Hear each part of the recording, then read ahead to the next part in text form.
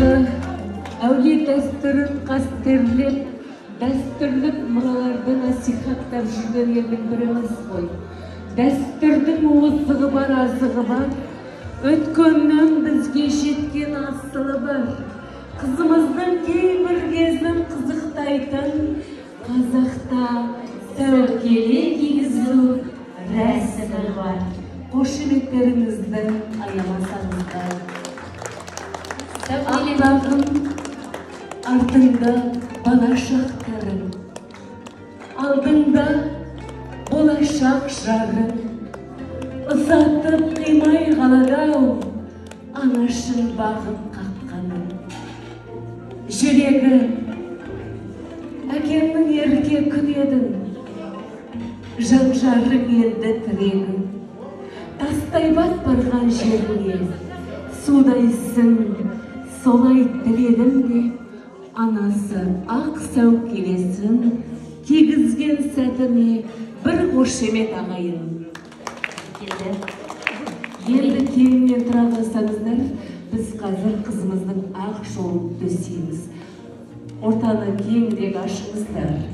Иә, әрбір басқан қадамы, ақ жолмен басқан қадамы тек жақсылыға келсін. Барған еліне тастай батып, судайсың дейміз. Артына қарамай, аттанғанын жүрмейміз.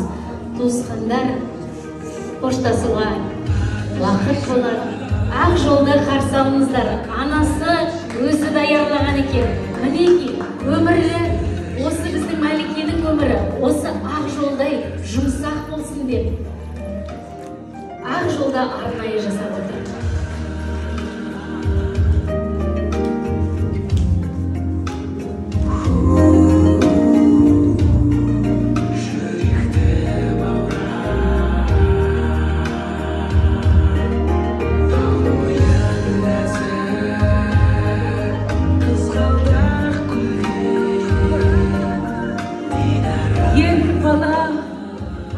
Бақытын қызда іздейді, қыз бала бақытын түзде іздейді.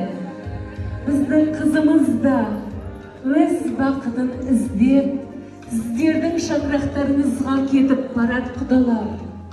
Үлпілдеген үкіміз бізден өтті, сіздерге жетті. Ендігі жауапкершілік сіздерде құдалар.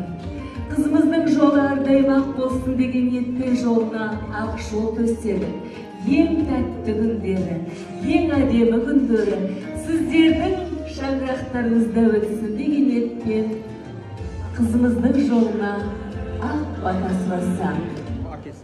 Олай болса, батаны әкесі береді дейді, және Қабды Жәлел дейтін атамыз береді де.